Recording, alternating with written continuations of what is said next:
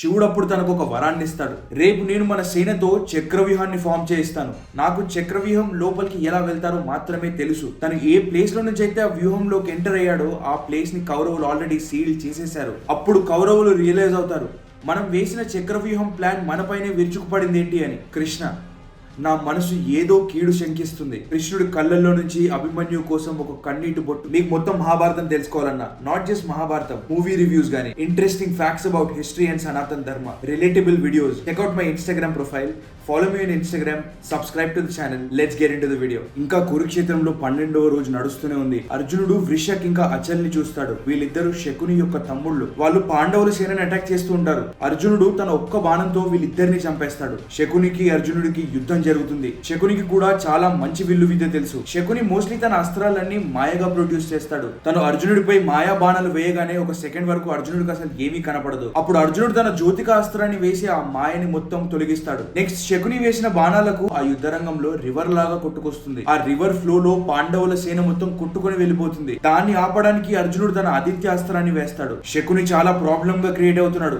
తను తన మాయను అసలు ఆపట్లేదు. తను రాక్షసులను, దయ్యాలను, చాలా మంది సేనను తన మాయతో ప్రొడ్యూస్ చేస్తున్నాడు. వాళ్ళందరూ కలిసి కృష్ణ అర్జునులపై వాళ్ళ బాణాలను వేస్తున్నారు. కొంతమంది అర్జునుడి రథాన్ని కొడుతున్నారు. వాళ్ళని ఆపడానికి ప్రయత్నిస్తున్నారు. అర్జునుడు మాత్రం శకుని విల్లు విద్యకు అసలు ఇంత కూడా భయపడ్డాడు. అర్జునుడి విల్లు విద్య ముందు శకుని ఎంత. అప్పుడు అర్జునుడు తన దివ్యాస్త్రాలతో శకునిని అక్కడ ఓడిస్తాడు. 12వ రోజు సాయంత్రం కావస్తుంది. ప్రతి ఒక్కరు వాళ్ళ భయంకరమైన యుద్ధాన్ని చేస్తున్నారు కురుక్షేత్రంలో. ఒకవైపుగా ద్రోణాచార్యుడు, ధృష్టద్యుమ్నుడు ఇద్దరు పోట్లాడుతున్నారు. ఇంకొక వైపుగా అర్జునుడు శంఖపతక్స్ ఇంకా నారాయణి సేనతో పోట్లాడుతున్నాడు. పాండవుల సేన ద్రోణుడు ముందు నిల్చోలేకపోతుంది. ద్రోణుడు తన మాక్సిమం స్ట్రెంగ్త్ తో యుధిష్ఠర్ని తీసుకువెళ్ళడానికి వస్తున్నాడు. అర్జునుడు మళ్ళీ శంఖపతక్స్ ని కొట్టి పాండవుల సేనకు హెల్ప్ చేయడానికి ఈ యుద్ధరంగానికి తిరిగి వస్తాడు. అర్జునుడు రాగానే మళ్ళీ ఆ బ్యాటిల్ వన్ సైడ్ వెళ్ళిపోతుంది. కౌరవుల సేన మొత్తం కర్ణ కర్ణ అని కర్ణుడి హెల్ప్ కోసం వరుతున్నారు. అప్పుడు కర్ణుడు తన అంగసేనతో యుద్ధానికి వస్తాడు. కర్ణుడు తన అగ్న్యాస్త్రాన్ని పాండవులపై వేస్తాడు. దానికి కౌంటర్ గా అర్జునుడు తన వరుణాస్త్రాన్ని వేస్తాడు. అర్జునుడికి కర్ణుడికి చిన్న యుద్ధం జరుగుతుంది. కానీ అర్జునుడు మాత్రం కర్ణుడి సేనపై తన ఫోకస్ ని పెట్టాడు. అర్జునుడు చేసే తన దివ్యాస్త్రాల ప్రదర్శనకి కర్ణుడి సేన మొత్తం ఆ రోజు చనిపోతుంది. 12వ రోజు కురుక్షేత్రంలో కూడా పాండవులే వాళ్ళ గెలుపుని ఎంజాయ్ చేస్తున్నారు. కౌరవులకు అసలు వాళ్ళ ఛాన్స్ నే ఇవ్వట్లేదు. కానీ సుశర్మ యొక్క శంఖపతక్స్ ఆర్మీ ఇంకా చాలా మంది ఉన్నారు. ఎంత మందిని అర్జునుడు చంపుతున్నా వాళ్ళు ఇంకా వస్తూనే ఉన్నారు. సూర్యాస్తమం అయిన తర్వాత దుర్యోధనుడు ద్రోణుడి దగ్గరకు వస్తాడు. గురుదేవ, నా డిఫెన్సెస్ అసలు పాండవుల ముందు పని చేయట్లేదు. నా సేనంతా మీరు వాళ్ళని ప్రొటెక్ట్ చేస్తారు, యుధిష్ఠర్ని పట్టుకొని నా దగ్గరికి తెస్తారని హోప్ తో ఉన్నారు. కానీ మీరు అసలు ఏం చేశారు ఇవాళ? అర్జునుడు శంఖపతక్స్ తో పోరాడుతూ చాలా సేపటి వరకు యుధిష్ఠర్తో దూరంగా ఉన్నాడు. అయినా కూడా మీరు యుధిష్ఠర్ని పట్టుకొని నా దగ్గరికి తీసుకురాలేకపోయారు. అర్జునుడు వాళ్ళని చంపుతూ మళ్ళీ యుద్ధరంగానికి తిరిగి వచ్చి ఇక్కడున్న సేనను కూడా చంపడం మొదలెట్టాడు. అప్పటి వరకు అసలు మనం ఏం చేస్తున్నాం? దుర్యోధనుడు మాట్లాడిన మాటలు ద్రోణాచార్యుడికి గుచ్చుకుంటాయి. దుర్యోధన, నాకు తెలిసి నీకు అర్జునుడి శక్తి ఏంటో అర్థం కావట్లేదు. నేను నిన్ను సర్వ్ చేయడానికి నా 100% కాదు 200% ఇస్తున్నాను. అయినా కూడా నువ్వు నాకు కృతజ్ఞుడివి కాదు. రేపటి వరకు వేచి చూడు. రేపు నేను మన సేనతో చక్రవ్యూహాన్ని ఫామ్ చేయిస్తాను. ఈ వ్యూహం ఉట్టి అర్జునుడికి, కృష్ణుడికి మాత్రమే తెలుసు. అర్జునుడు శంఖపతక్స్ తో పోరాడడానికి వేరే దిక్కుగా వెళ్ళిపోతాడు. అప్పుడు పాండవుల్లో నుంచి ఎవరు ఈ చక్రవ్యూహాన్ని పోరాడడానికి వస్తారో నాకు చూడాలనుంది. రేపు పాండవుల మహారథులలో నుంచి తప్పకుండా ఎవరో ఒకరు చనిపోతారు. సూర్యుడు ఉదయించాడు. 13వ రోజు కురుక్షేత్రం మొదలైంది. ఆ రోజు మొదలవ్వంగానే సుశర్మ అర్జునుడి ముందుకొచ్చి, అర్జున, ఇన్నిసార్లు నువ్వు మాకు చేసిన ఇన్సల్ట్ చాలు, హ్యూమిలియేషన్ చాలు. ఇవాళకి అది తీరిపోవాల్సిందే. నేను ఇవాళ నిన్ను తప్పకుండా చంపేస్తానని సుశర్మ అర్జునుడితో అంటాడు. అది విన్న అర్జునుడు శంఖపతక్స్ తో మళ్ళీ పోట్లాడడానికి రెడీ అవుతాడు. తన రథాన్ని కృష్ణుడు నడుపుతున్నాడు. శంఖపతక్స్ వైపుగా వెళ్లే ముందు కృష్ణుడు అభిమన్యుడిని ఒకసారి చూస్తాడు. ఎందుకంటే కృష్ణుడికి తెలుసు ఆ రోజు ఏం కాబోతుందో. అర్జునుడు తన రథంపై శంఖపతక్స్ తో పోట్లాడడానికి వెళ్ళిపోయాడు. అది చూసిన ద్రోణాచార్యుడు అప్పుడు చక్రవ్యూహాన్ని ఫామ్ చేయడం మొదలెడతాడు. ద్రోణాచార్యుడు, జయద్రథ్ ఆ సేనని లీడ్ చేస్తున్నారు. ఆ చక్రవ్యూహం లోపల దుర్యోధనుడు, కర్ణుడు, కృపాచార్యుడు, దుశ్శాసనుడు, అశ్వత్థామ వీళ్ళందరూ పాండవుల్లో నుంచి ఎవరు లోపలికి వస్తారో అని వెయిట్ చేస్తూ ఉన్నారు. చక్రవ్యూహాన్ని కొట్టడం ఎవరి వల్ల కాదు. ఆ వ్యూహం చాలా భయంకరమైన వ్యూహం. ఆ వ్యూహం గురించి తెలిసిన వాళ్ళే దాని లోపలికి వెళ్ళాలి. యుధిష్ఠర్కి ఇక్కడ భయం మొదలైంది. తను అభిమన్యుని పిలుస్తాడు. అర్జునుడు, కృష్ణుడు ఇద్దరు వెళ్ళిపోయారు. ద్రోణాచార్యుడిని చూస్తుంటే ఇంకా సేపట్లో మన సేనని మొత్తం చంపేసేలాగా తను వస్తున్నాడు. అభిమన్యు, నువ్వే నా లాస్ట్ హోప్. మన సేనలో ఈ చక్రవ్యూహం గురించి కొంచెమైనా నీకే తెలుసు. అర్జునుడు తిరిగి రాగానే దుర్యోధనుడు మనపై గెలిచేశాడని తను చూడకూడదు. దీన్ని ఎలాగైనా మనం ఆపాలి. అభిమన్యు ఫేస్ లో ఒక చిన్న కన్ఫ్యూజన్. కానీ యుధిష్ఠర్తో తను చాలా సాఫ్ట్ గా మాట్లాడతాడు. పితృవర్య, ఈ చక్రవ్యూహానికి ఒకే ఒక పాయింట్ లో నుంచి మాత్రమే మనం లోపలికి వెళ్ళగలం. ఆ పాయింట్ ఏంటో నాకు తెలుసు. నేను మన సేనను ఆ పాయింట్ లో నుంచి లీడ్ చేస్తాను. కానీ నేను మీకు చెప్పాలి, నాకు చక్రవ్యూహం లోపలికి ఎలా వెళ్తారో మాత్రమే తెలుసు. నేను గనక లోపలికి వెళ్ళిన దాని తర్వాత అక్కడ ఆగిపోయానంటే నేను ఇంకా ఎప్పటికీ బయటికి రాలేను. నాకు చక్రవ్యూహం గురించి పూర్తిగా తెలీదు. చక్రవ్యూహంని ఆ పాయింట్ లో నేను బ్రేక్ చేయగలను. మన సేనల్ని నేను లోపలికి కూడా తీసుకెళ్లగలను. కానీ కౌరవులు గనక నన్ను సరౌండ్ చేశారంటే నేను అక్కడ నుంచి బయటపడలేను. దృష్టద్యుమ్నుడు ఇంకా నేను నీ షాడో లాగా నీ వెనకే ఉంటామని భీముడు అంటాడు. పాంచాలిక మత్స్యరాజ్యపు సేన కూడా మనతో పాటే వస్తుంది. ఆ వ్యూహంలో ఫస్ట్ లైన్ నువ్వు కొట్టగానే మన సేన మొత్తం ఆ వ్యూహంలోకి చొరబడిపోతుంది. భీముడు ఇక్కడ మాట్లాడుతున్నాడు, కానీ ఏం జరగబోతుందో భీముడికి తెలియదు. వాళ్ళ పెదనాన్నల దగ్గర నుంచి ఆ మాటలని యాక్సెప్ట్ చేసిన ఆ 16 ఏళ్ల బాలుడు తన సారథికి చెప్తాడు, పద ద్రోణాచార్యుడు చక్రవ్యూహం వైపుగా అని. అభిమన్యు రథసారథి అయిన సుమిత్ర అప్పుడు తనతో అంటాడు, రాజకుమార్, మీరు ఏం చేయబోతున్నారో మీకు అర్థమవుతుందా? ఆ వ్యూహంలో ద్రోణాచార్యుడు, దుర్యోధనుడు, కర్ణుడు, అశ్వత్థామ, కృపాచార్యుడు, జయద్రథ్ వీళ్ళందరితో మీరు ఒక్కరే పోట్లాడడానికి రెడీ అవుతున్నారు. అది మీకు కరెక్టే అనిపిస్తుందా? వాళ్ళని మీరు ఒక్కరే ఫేస్ చేయగలరా? నాకు ద్రోణుడన్నా కృపాచార్యుడన్నా ఎవరన్నా భయం లేదు. వీళ్ళందరూ ఏంటి? ఇంద్రుడే తన ఐరావత్ ని తీసుకుని నా ముందుకొచ్చి నిల్చున్న నేను ఈ యుద్ధాన్ని చేస్తాను. మన సేన మొత్తం భయపడుతుంది. ఇదంతా మాట్లాడడానికి మనకు టైం లేదు. మన రథాన్ని ద్రోణాచార్యుడి వైపుగా తీసుకెళ్ళు అని తన రథసారథికి తను చెప్తాడు. చక్రవ్యూహం స్టార్టింగ్ దగ్గర యుద్ధం మొదలైంది. అభిమన్యు ఒక్కడే వీళ్ళందరితో పోరాటాన్ని చేస్తున్నాడు. చక్రవ్యూహం యొక్క ఫస్ట్ లేయర్ ఆఫ్ ఆర్మీని అభిమన్యు ఈజీగా కొట్టేస్తాడు. చక్రవ్యూహం లోపలికి తను వెళ్తాడు. కౌరవులు మొత్తం అభిమన్యుని నక్కల్లా సరౌండ్ చేస్తున్నారు. కానీ అభిమన్యు విల్లు విద్య ముందు ఎవరు నిల్చోలేకపోతున్నారు. తను వ్యూహాన్ని ఎంటర్ అయిన తర్వాత ద్రోణాచార్యుడిని వెనక్కి తోసేస్తాడు. కర్ణుడితో యుద్ధం చేసి తనని అన్కాన్షియస్ చేసేస్తాడు. శల్య యొక్క ఒక తమ్ముడిని తాను చంపేస్తాడు. భూమిపైన నిల్చుని యుద్ధం చేసే సేన చావు భయంతో వాళ్ళ ప్రాణాల కోసం పరిగెడుతుంది. నాకు తెలిసి మన సేన ఇప్పటికీ నిల్చొని ఉన్నది అభిమన్యు కర్ణ వల్ల. మనం నిజంగానే పోట్లాడుతుంది ఒక 16 ఏళ్ల బాలుడితోనేనా? ఇలాంటి డెడికేషన్ ని, ఇలాంటి యాక్యురసీని నేను అర్జునుడి దగ్గర కూడా చూడలేదని ద్రోణాచార్యుడు కృపాచార్యుడితో అంటాడు. కానీ దుర్యోధనుడు మాత్రం లోపల జెలసీ ఫీల్ అవుతున్నాడు. తనకు అక్కడ ఏవి కొత్తగా కనపడట్లేదు. ఎందుకంటే ద్రోణాచార్యుడికి అభిమన్యు అంటే డెఫినెట్లీ ఇష్టం ఉంటుంది. ఎంత కాదన్నా తను తన ఫేవరెట్ స్టూడెంట్ యొక్క కొడుకు. దుర్యోధనుడి ముందే అభిమన్యు పోట్లాడుతున్నాడు. దుర్యోధనుడు అప్పుడు అభిమన్యుని చూసుకుంటూ, నేను ఇతన్ని ఇవాళ చంపాలి. ఇతని చావు పాండవులకు వాళ్ళ ఓటమిని గుర్తు చేయాలి. దుర్యోధనుడు ఇక్కడ దుశ్శాసనతో మాట్లాడుతుండగా అభిమన్యు కర్ణుడిని ఇంకొకసారి ఆ వ్యూహంలో కొట్టేస్తాడు. అభిమన్యుడి రథం ఆ వ్యూహంలోకి ఇంకా లోపలికి వెళ్ళిపోతుంది. కానీ తనకు తెలియనిది ఏంటంటే, తను ఏ ప్లేస్ లో నుంచి అయితే ఆ వ్యూహంలోకి ఎంటర్ అయ్యాడో ఆ ప్లేస్ ని కౌరవులు ఆల్రెడీ సీల్ చేసేశారు. జయద్రథ్ ఒకప్పుడు కామ్యవనంకి వచ్చి పాండవులు వాళ్ళ వనవాసంలో ఉన్నప్పుడు ద్రౌపదిని అక్కడి నుంచి ఎత్తుకెళ్ళడానికి ప్రయత్నిస్తాడు. ఆ ప్రయత్నంలో పాండవులకు తను ఓడిపోతాడు. పాండవులు తనకు అర్ధగుండు గీసి తన రాజ్యానికి తిరిగి పంపిస్తారు. హ్యూమిలియేషన్ తను తట్టుకోలేక మహాదేవుడైన శివుడికి తను ప్రార్థిస్తాడు. శివుడు అప్పుడు తనకు ఒక వరాన్ని ఇస్తాడు. కురుక్షేత్రంలో ఒక్కరోజు నీదవుద్ది. ఆ ఒక్క రోజులో నువ్వు అర్జునుడిని తప్ప ప్రతి ఒక్క పాండవుని ఓడించగలవు. శివుడు ఆ రోజు ఇచ్చిన వరం జయద్రథ్కి ఈ రోజు పనికొస్తుంది.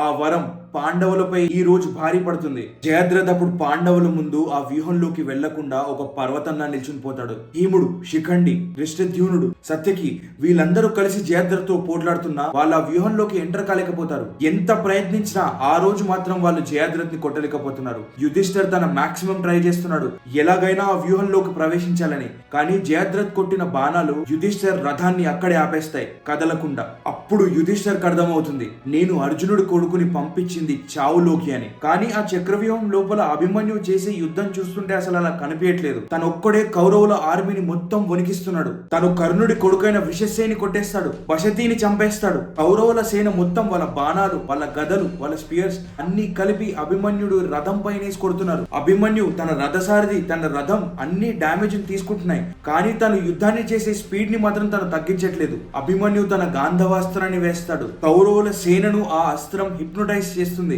ఆ మాయలో నుంచి వాళ్ళు బయటపడే లోపే వాళ్ళ చావు వాళ్ళని ఆవహించింది. అభిమన్యు ఆ మాయలో ఉన్న ప్రతి ఒక్కరిని చంపేస్తాడు. దుర్యోధనుడి కొడుకైన లక్ష్మణ్, శల్య కొడుకైన రుక్మరథ్ వీళ్ళిద్దరూ అభిమన్యుతో పోరాటం చేయడానికి వస్తారు. వాళ్ళిద్దరి తలలను అభిమన్యు నరికేస్తాడు. ద్రోణాచార్యుడు, కర్ణుడు, కృపాచార్యుడు, అశ్వత్థామ, కృతవర్మ, హార్దికేయ వీళ్ళందరూ కలిసి అభిమన్యు ఒక్కడిపై యుద్ధాన్ని చేయడానికి వస్తారు. ఈ ఆరుగురు వాళ్ళ బెస్ట్ వెపన్స్ ని అభిమన్యుపై సంధిస్తారు. ఈ ఆరుగురు వేసిన వెపన్స్ కి కౌంటర్ గా అభిమన్యు తన విల్లు విద్యని ప్రదర్శిస్తాడు. వాళ్ళు ఎంత ప్రయత్నించినా వాళ్ళ దివ్యాస్త్రం ఒక్కటి కూడా అభిమన్యుకి వెళ్లి తాకలేకపోతుంది. అభిమన్యుని అసలు ఎవరు కొట్టలేకపోతున్నారు. మళ్ళీ ద్రోణాచార్యుడు, కర్ణుడు, దుర్యోధనుడు అభిమన్యుతో పోరాటం చేయడానికి వస్తారు. కానీ ఏవి కొత్తగా జరగదు. అభిమన్యు వీళ్ళని కూడా కొట్టేస్తాడు. అభిమన్యుకి దెబ్బలు తాకట్లేదని కాదు, కానీ అభిమన్యుని చంపేలాగా వాళ్ళు కొట్టలేకపోతున్నారు. ఎన్ని దివ్యాస్త్రాలు ప్రయోగించినా, ఎన్ని బాణాలు ప్రయోగించినా అప్పుడు కౌరవులు రియలైజ్ అవుతారు, మనం వేసిన చక్రవ్యూహం ప్లాన్ మనపైనే విరుచుకుపడింది ఏంటి అని. కౌరవుల సేన మొత్తం ఒకవైపు, అభిమన్యు మాత్రమే ఒక్కోవైపు. అభిమన్యు ఒక్కడే వాళ్ళందరికీ భయాన్ని పుట్టిస్తున్నాడు, చావును చూపిస్తున్నాడు. తను ఒక్కడే ఆ సేనని మొత్తం అవలీలగా చంపేస్తున్నాడు. నా బాడీ మొత్తం రక్తంతో నిండిపోయింది, మన సేన వేలల్లో చనిపోతున్నారు, ఈ బాలుని మనం ఎలాగ చంపేదని కర్ణుడు ద్రోణాచార్యుని అడుగుతాడు. నాకు అభిమన్యుడు ఇంకా అర్జునుడిలో అసలు ఎలాంటి డిఫరెన్స్ కనపడట్లేదు. నీకు అభిమన్యు ఛాతీపై ఉన్న షీల్డ్ కనిపిస్తుందా? ఆ షీల్డ్ మనం కొట్టే బాణాలను తన దగ్గరికి కూడా రానివ్వకుండా చేస్తున్నాయి. నేను ఆ విద్యని తన నాన్నైన అర్జునుడికి నేర్పించాను. నాకు తెలిసి ఆ విద్య అర్జునుడి దగ్గర నుంచి అభిమన్యు నేర్చుకున్నాడు. తన ఛాతీపై ఆ షీల్డ్ ఉన్నంత వరకు అండ్ అభిమన్యు చేతిలో ఉన్న విల్లు, రౌద్ర, ఇవి రెండూ తన దగ్గర ఉన్నంత వరకు మనం అభిమన్యుని చంపడం కాదు కదా, మనం తనని టచ్ కూడా చేయలేం.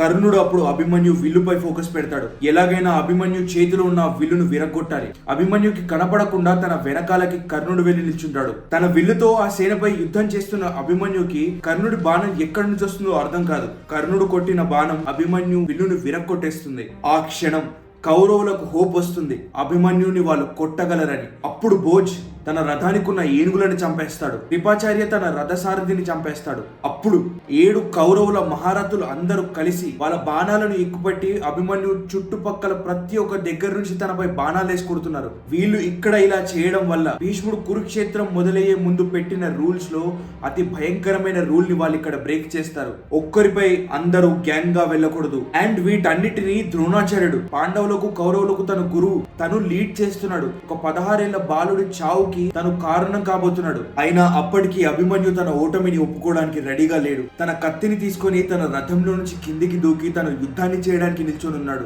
కర్ణుడు, ద్రోణాచార్యుడు కలిసి తన కత్తిని విరగొట్టేస్తారు. అప్పుడు అభిమన్యు తన రథానికి ఉన్న చక్రాన్ని తీసుకొని తన షోల్డర్స్ పైకి లేపి దాన్ని తిప్పడం మొదలెడతాడు. అభిమన్యు ఆ చక్రాన్ని తిప్పే స్పీడ్ కి ఆ సేన దానికి వచ్చి తాకినా వాళ్ళు చనిపోతున్నారు. అయినా ప్రతి ఒక్క కౌరవ మహారథులు అభిమన్యుడిపై బాణాలు కొడుతూనే ఉన్నారు. తను తన చక్రాన్ని తిప్పుతూనే ఉన్నాడు. ఒక పాయింట్ వాళ్ళందరూ కొట్టిన బాణాలకు ఆ చక్రం కూడా విరిగిపోతుంది. అభిమన్యు దగ్గర ఇక్కడ ఎనర్జీ లేదు, అయినా కూడా తను ఆగట్లేదు. కౌరవులను ఓడించడానికి తను తన సహాయశక్తులా ప్రయత్నిస్తున్నాడు. తను చనిపోయినా తనకు పర్వాలేదు, కానీ తన యుద్ధాన్ని మాత్రం ఆపట్లేదు. జయద్రథ్ పాండవులను మాత్రం లోపలికి రానివ్వట్లేదు. ఎంత ప్రయత్నించినా జయద్రథ్ ని దాటి పాండవులు వెళ్ళలేకపోతున్నారు. అప్పుడు అభిమన్యు దగ్గర తన లాస్ట్ వెపన్ అయిన గదని తీసుకొని తన లాస్ట్ చార్జ్ చేయడానికి అశ్వత్థామ వైపుగా పరిగెత్తుకుంటూ వస్తున్నాడు. ఆ సమయంలో అభిమన్యుడు గద గనక అశ్వత్థామకి తాకి ఉంటే అశ్వత్థామ అక్కడదక్కడే చనిపోయేవాడు. కానీ తను కొంచెంలో మిస్ అయిపోతాడు. తన గదతో తను ఇంకా తన యుద్ధాన్ని చేస్తున్నాడు. కౌరవుల సేనను చంపుతున్నాడు, ఏనుగులను చంపుతున్నాడు, రథాలను విరగొట్టేస్తున్నాడు. ఇంకా కూడా అభిమన్యు ఈ యుద్ధాన్ని గెలుస్తాడేమో అన్న భయం కౌరవుల మొహంలో కనిపిస్తుంది. అప్పుడు దుశ్శాసన్ యొక్క కొడుకు ధర్మసేన్ అభిమన్యుతో పోరాటం చేయడానికి వస్తాడు. వీళ్ళిద్దరి మధ్య గదా యుద్ధం జరుగుతుంది. ఆ యుద్ధం కొన్ని గంటల వరకు సాగుతుంది. అభిమన్యు ఆ చక్రవ్యూహంలోకి ఎప్పుడు వచ్చాడు, తను ఎన్ని గంటల నుంచి ఆ యుద్ధాన్ని చేస్తున్నాడు. అప్పుడే వచ్చిన దుశ్శాసనుడి కొడుకు ముందు అభిమన్యు ఎనర్జీ నిల్చోలేకపోతుంది. అయినా వీళ్ళిద్దరూ ఒక పాయింట్ లో కింద పడిపోతారు. అభిమన్యు ఇంకా లేవలేకపోతాడు. అప్పుడు ధూమర్సేన్ తన గదని తీసుకొని అభిమన్యుని చంపేలాగా తన ముఖానికి వేసి తన గదని కొడతాడు. అభిమన్యు చనిపోతాడు. ద్రోణాచార్యుడు, కర్ణుడు, కృపాచార్యుడు, కృతవర్మ, దుర్యోధనుడు, అశ్వత్థామ వీళ్ళందరికీ ఆనందం ఆగట్లేదు. వీళ్ళందరూ అభిమన్యు శవం చుట్టూ డాన్స్ చేయడం మొదలెట్టారు. అర్జునుడి కొడుకు చనిపోయాడు అన్న సంతోషంలో వాళ్ళు శంఖాలను పూరిస్తున్నారు. యుద్ధరంగానికి దూరంగా అర్జునుడు సంక్షపతక్స్తో పోరాటం చేస్తున్నప్పుడు అభిమన్యు చనిపోగానే కృష్ణుడికి తెలుస్తుంది. కృష్ణుడి కళ్ళల్లో నుంచి అభిమన్యు కోసం ఒక కన్నీటి బొట్టు కింద పడింది. అభిమన్యు చనిపోయాక పాండవుల సేన మొత్తం కురుక్షేత్రాన్ని వదిలేసి పరిగెత్తడం మొదలెట్టింది. ఎలాగో చేసి మళ్ళీ యుధిష్ఠర్ వాళ్ళందరినీ తీసుకొచ్చి ఆ యుద్ధాన్ని కంటిన్యూ చేస్తాడు. సాయంత్రం అయింది. పాండవులందరూ వాళ్ళ క్యాంప్ కి తిరిగి వచ్చారు. సత్యకి, యుధిష్ఠర్, భీముడు మిగతా అందరూ కూర్చొని అసలు ఏం చేయాలో తెలియని ఆలోచనలో కూర్చొని ఉన్నారు. నేను అభిమన్యుడిని చావడానికి పంపించాను, నేను ఇది అర్జునుడికి ఎలా చెప్పగలనని యుధిష్ఠర్ కూర్చొని ఉంటాడు. సూర్యాస్తమం అయ్యే కంటే ముందు అర్జునుడు త్రిగర్త ఆర్మీ మొత్తాన్ని చంపేశాడు. కృష్ణుడు ఆ రథాన్ని తిప్పి పాండవుల క్యాంప్ వైపుగా మొదలయ్యాడు. అప్పుడు అర్జునుడు కృష్ణుడితో అంటాడు, కృష్ణ, నా మనసు ఏదో కీడు శంకిస్తుంది. నా అన్నా తమ్ముళ్ళు అందరూ బానే ఉన్నారు కదా అని కృష్ణుడిని అడుగుతాడు. వాళ్ళందరూ బానే బాగానే ఉన్నారు. కానీ ఈ యుద్ధం మొదలయ్యే ముందు నేను నీకు చెప్పాను, చావుని ఎవరు ఆపలేరని. ఆ సమయంలో కృష్ణుడు చెప్పిన మాటలు అర్జునుడిలో భయాన్ని తెచ్చాయి. ఎప్పుడు వాళ్ళు పాండవుల క్యాంప్ కి తిరిగి వెళ్తారన్న ఆతృత అర్జునుడి మొహంలో కనిపిస్తుంది. పాండవుల క్యాంప్ లో ఎక్కడ చూడు సైలెన్స్. అర్జునుడి రథం రావడం ప్రతి ఒక్క సైనికుడికి వినిపిస్తుంది. అక్కడ అంతా సైలెంట్ గా ఉన్నారు. ఇక్కడ తప్పకుండా ఏదో జరిగింది, అది నాకు క్లియర్ గా తెలుస్తుందని అర్జునుడు కృష్ణుడితో అంటాడు. తన రథం క్యాంప్ లోపలికి వచ్చింది. తను రథాన్ని దిగి ఫస్ట్ తను అడిగే క్వశ్చన్, అభిమన్యు ఏడి? నేను వస్తున్నానంటే తను ఇంకా తన తమ్ముళ్లతో పాటు ద్వారం దగ్గరే నిల్చొని నన్ను ఆహ్వానించేవాడు. ద్రోణాచార్యుడి చక్రవ్యూహంలో అభిమన్యుని కౌరవులు ట్రాప్ చేశారు. ఆ చక్రవ్యూహంలో అభిమన్యు చనిపోయాడని యుధిష్ఠిర్ అర్జునుడికి చెప్తాడు. తనను కాపాడడానికి మరి మీరు ఏమీ చేయలేదా అని అర్జునుడు అడుగుతాడు. జయద్రథ్ మా ముందు ఒక పర్వతంలా నిల్చున్నాడు. మహాదేవుడు తనకు ఇచ్చిన వరం ఈ రోజు తనకు పనికొచ్చింది. మేము ఎంత ప్రయత్నించినా జయద్రథ్ ని కొట్టి ఆ వ్యూహంలోకి మేము వెళ్ళలేకపోయాం. అర్జునుడి బాధ కోపంలోకి మారుతుంది. రేపు జయద్రథ్ ఈ యుద్ధరంగాన్ని వదిలి పారిపోవాలి, లేదా యుధిష్ఠిర్ కాళ్ళ మీద తనొచ్చి పడాలి, లేదంటే రేపు సూర్యాస్తమం అయ్యేంత వరకు నేను తన తలని నరికేస్తాను. ఒకవేళ రేపు సూర్యాస్తమం అయ్యేంత వరకు నేను జయద్రథ్ని చంపలేకపోయానంటే నేనే అగ్నిగుండంలోకి దూకేస్తానని అర్జునుడు అక్కడ మాటనిస్తాడు. అర్జునుడు ఏడ్చుకుంటూ తన గాంధీవాన్ని తీసుకుంటాడు. తన గాంధీవాన్ని పట్టుకొని దానికి స్ట్రింగ్స్ ని కట్టడం మొదలెడతాడు. ఆ స్ట్రింగ్స్ సౌండ్ ఎంత భయంకరంగా ఉంటుందంటే ఆ సౌండ్ కౌరవుల దాకా వినిపిస్తుంది. అర్జునుడు తన పగని తీర్చుకోవడానికి రెడీ అవుతున్నాడని కౌరవులకు అర్థమవుతుంది. అర్జునుడు ఇప్పటి వరకు చేసుకొచ్చిన యుద్ధం ఒక ఎత్తు, నెక్స్ట్ వీడియోలో చేసే యుద్ధం ఒక ఎత్తు. If you don't want to miss out on those videos, please subscribe to the channel, like the video if you like the way I explain, comment your opinion below, share this to your friend who has to know Mahabharatam. I'll see you guys in the next one.